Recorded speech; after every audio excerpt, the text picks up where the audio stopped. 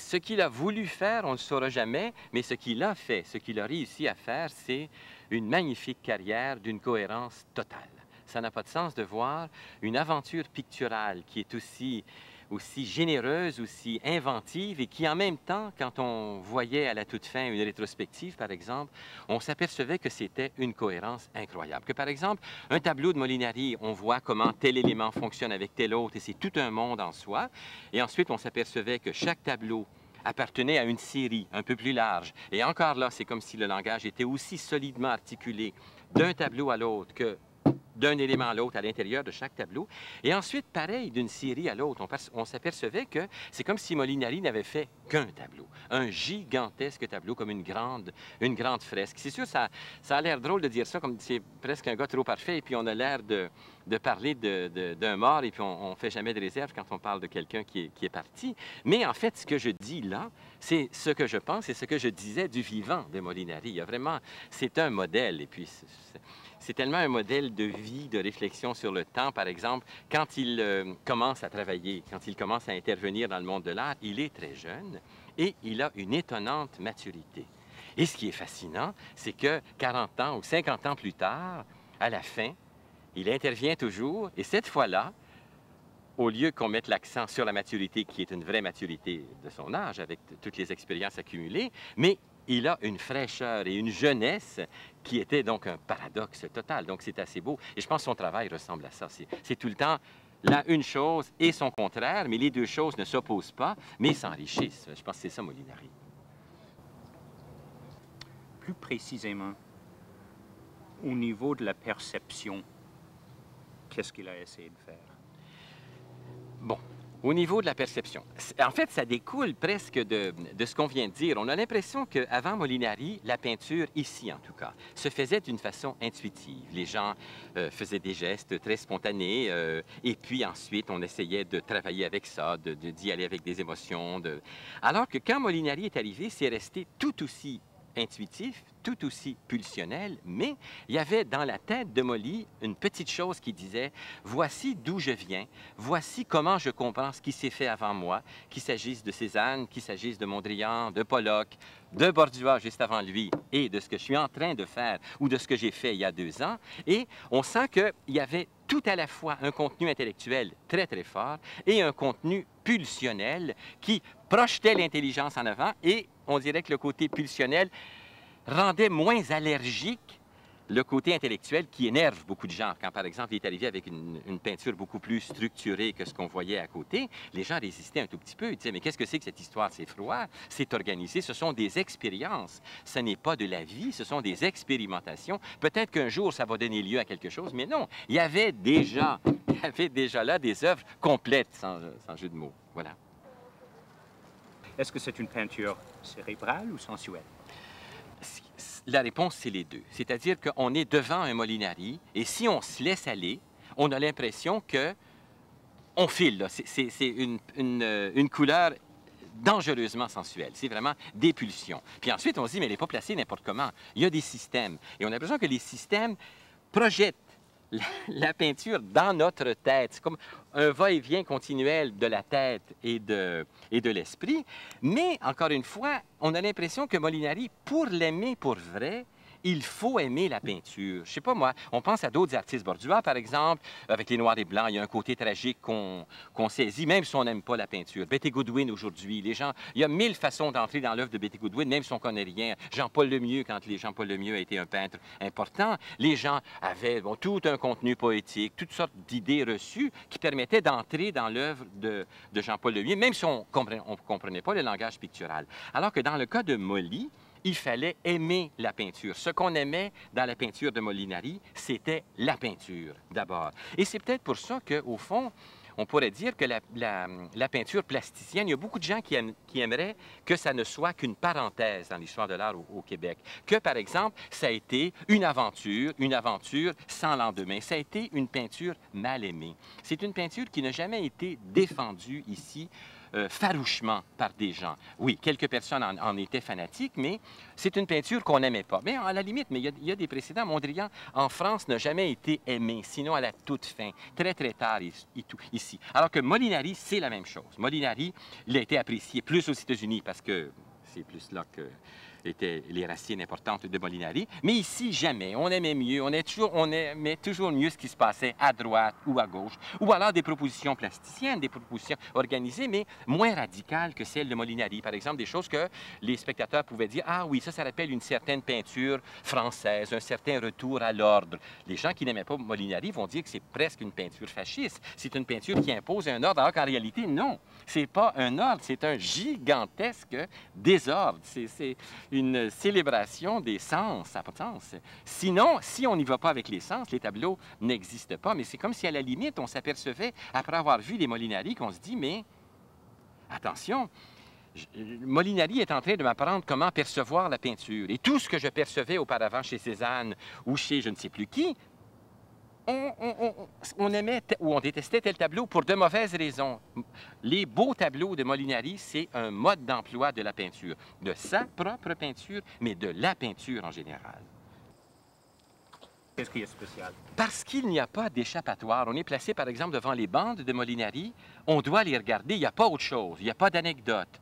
La couleur, elle est pure. Il n'y a pas de lumière. Il n'y a pas de sous-bois. Il n'y a pas de figuration. Il n'y a pas de geste. Il n'y a pas... Bon, c'est simplement une répétition qui fonctionne d'une manière inexorable comme un langage. Par exemple, le vert à côté du rouge, ça a un sens. Puis ensuite, le rouge à côté de l'oranger à côté du brun. Et puis là, chaque fois, on dirait que c'est une peinture relationnelle. C'est exactement comme, à la limite, ça fonctionne comme un langage, comme si chaque couleur était une forme, chaque forme était un phonème, un signe. Et puis, si on se laisse aller lentement, c'est un langage. Mais c'est jamais... On a l'impression que chaque tableau, il y a 1000 façons de le lire. Et ce qui est fascinant, c'est que dans le cas des Molinari, à partir du moment où devant, disons, pour prendre les plus célèbres, ceux à partir desquels on l'a souvent caricaturé, quand on a l'impression de comprendre, je viens de comprendre la série, comment il fait, il y a 3 séries, ou il y a 2 séries dans ce tableau-là, bien, on a l'impression que le vrai plaisir, la vraie expérience de la peinture commence quand on a compris ça. Alors que des gens qui ne l'aiment pas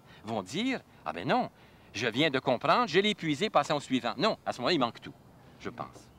Est-ce qu'il faut apprendre à regarder ça comme il faut? Molinari dirait que non, mais je pense que là, si on y avait un défaut, Molinari, c'est un optimisme, là, je pense, exagéré. Molinari dirait, c'est facile, parce que ça l'a été pour lui. Je pense qu'il était exceptionnellement doué, peut-être à cause de sa grande connaissance de la musique atonale. Il aimait Schoenberg, il aimait Webern, donc c'est pas tout le monde qui aime ça. Molinari dirait que oui, sauf que...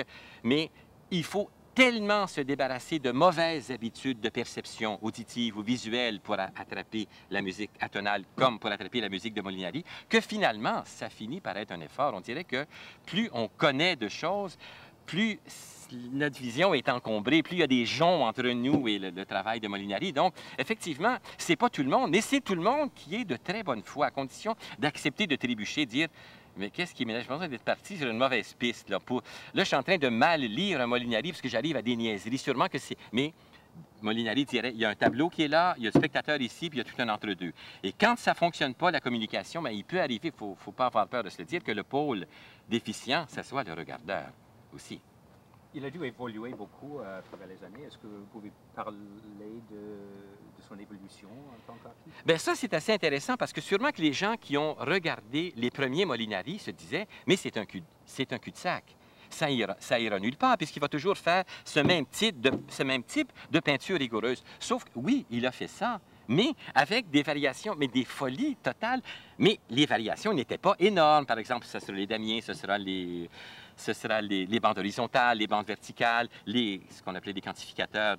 Ça a l'air d'un monochrome, mais c'est légèrement coupé par une oblique, mais à peine visible. C'est presque subliminal. Mais disons, les gens qui disent que Molinari, ça n'évolue pas, c'est sûrement les mêmes personnes qui disaient que le jour où, au début du siècle, il y a eu un premier tableau monochrome blanc ou monochrome noir. Ces gens-là ont dit tout de suite, c'est la mort de la peinture, c'est fini. Or, on est 80 ans plus tard, il y a eu je ne sais pas combien de dizaines de milliers de tableaux noirs et blancs, et pourtant, il y a encore plein de gens qui travaillent dans cette voie-là, avec ce signe-là. C'est sûr que c'est une proposition radicale, mais il y a 1000 façons de faire un monochrome, et surtout quand on considère que tel monochrome vient après telle chose et avant telle chose. Là, il prend un autre sens, exactement comme telle couleur de Molinari placée là ou placée là n'a pas le même sens. Je pense que c'est ce qu'il faut faire.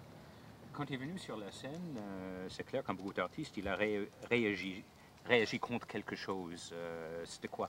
C'est-à-dire que, ben, il dirait, pas contre tout ce qui précède, puisque malgré tout, il avait une conscience historique terrible. C'est lui qui fait une ligne, Cézanne, Mondrian, Pollock et lui. Alors, il réagit peut-être contre une certaine façon romantique de faire un tableau, de raconter des histoires, parce que, entre autres, il y avait une façon, moi, que j'ai trouvé très importante, d'attaquer les automatistes, par exemple. Les gens qui ont attaqué les automatistes au début, c'est parce qu'ils trouvaient impensable qu'on fasse des choses comme ça, au lieu de faire des arbres, au lieu de faire des paysages, au lieu de faire des portraits, au lieu de faire des natures mortes. Molinari arrive avec ça, puis il dit, ces gens-là font ce qu'ils font, mais si on regarde bien, ce sont des paysages. C'est encore des clairs-obscurs, c'est encore un objet qui se détache sur un fond. Donc, sous couleur de faire une peinture abstraite, de créer un espace dynamique, ces gens-là ne font pas vraiment ça. Moi, je vais vous montrer ce que c'est qu'un vrai tableau automatiste. Viennent alors ces fameux tableaux peints dans l'obscurité, dont les gens se sont moqués. On dirait quand on a devant soi quelqu'un d'assez fort, on se dit, c'est fatigant d'être dépassé, puis de voir quelqu'un qui pense autant et qui pense aussi juste. Vaut mieux le ridiculiser. On a ridiculisé Molinari à cause de sa peinture dans l'obscurité, comme on va le ridiculiser un peu de temps après avec ses peintures de bande, on va dire c'est des trucs pour la peinture. On s'est moqué de lui, mais il est arrivé avec une exigence de liqueur, exactement comme par exemple une certaine critique formaliste qui s'intéressait à un type de peinture à un moment donné.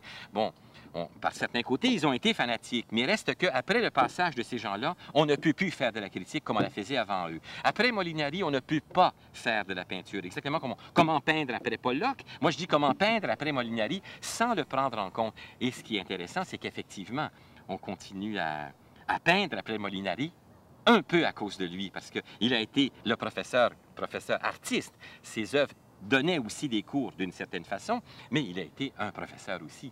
Et c'est intéressant parce qu'on parlait plutôt des paradoxes avec Molinari. Un des paradoxes, c'est ce gars-là qui était un autodidacte parce qu'il n'aimait pas comment les profs se comportaient. Jamais je ferais ça. Pourtant, il a été un prof, mais il a été tout ce que les profs n'ont pas été. Il a été le prof qu'il aurait aimé rencontrer à l'époque. Et si il s'était rencontré, il s'est rencontré dans ses tableaux, mais s'il s'était rencontré, il serait resté à l'école. Et on le voit maintenant, les gens que Molly a eus comme élèves ont continué, et sans faire de Molinari, sauf qu'il faisait une toile qui prenait en compte une certaine rigueur, certaines trouvailles de Molinari. Et Molinari n'exigeait pas que ses élèves fassent du Molinari, surtout pas. Il était votre ami. Comment est-ce qu'il était comme compagnon et personnage? Bien, c'est-à-dire, mon ami, c'est beaucoup dire. J'aimerais que... Mais on s'entendait bien. C'est-à-dire que j'ai écrit sur lui, je l'ai rencontré souvent. Je sais qu'il m'aimait bien. Il m'appelait, il pouvait dire, par exemple, va voir telle chose, ou il aimait certaines petites choses que j'avais pu écrire sur lui. Mais disons, un côté de lui que les gens ne connaissent pas. Sinon, ceux qui l'ont approché, il était très drôle. C'était, on parlait avec notre ami cinéaste l'autre jour, c'était un napolitain. C'était un raconteur d'histoire. Et donc, il faisait des fictions. Par exemple, nous racontant certains faits qu'il faisait passer pour historiques. Et quand on savait que ça n'était pas vrai, et l'écouter, c'était terriblement savoureux. C'était un comédien, c'était un farceur. D'ailleurs, les gens qui se rappellent les très, très belles... J'ai beau être très vieux, je suis trop jeune pour ça. Les très, très belles années de la bohème montréalaise au cours des années 50, c'est inoubliable. Les gens qui ont vu Molinari lire ses poèmes à l'échourie ou faire le clown, mais un clown critique, très caustique, avec déjà de la matière dans tout ce qu'il racontait. Non, je pense que... Et c'est un personnage aussi très généreux et très chaleureux. Ça, c'est l'autre chose que je retiendrai. Il n'y a pas beaucoup de peintres, d'artistes de cette génération-là qui aimaient à ce point le travail des jeunes. Molly assistait, je le voyais jusqu'à la toute fin dans les vernissages. Il était très amusant. C'est sûr qu'il pontifiait, mais il pouvait dire « Ah, son problème, là, lui, c'est telle chose. » Ou alors, même si l'artiste était là, « Ton problème, c'est ça. » Mais il aimait le travail et souvent, il achetait. Il était à la fois, on connaît son côté grand collectionneur, donc il achetait des beaux tableaux de Lyman, des beaux tableaux de Bloor, des beaux tableaux de gens qu'il avait vus. Il payait le prix, d'ailleurs. Mais les jeunes, il achetait aussi beaucoup. Et il était très fier. « Viens, viens, viens, je vais te montrer ce que j'ai acheté. » Un nouvel élève, bon, j'avais vu le travail et il avait un sacré bon œil.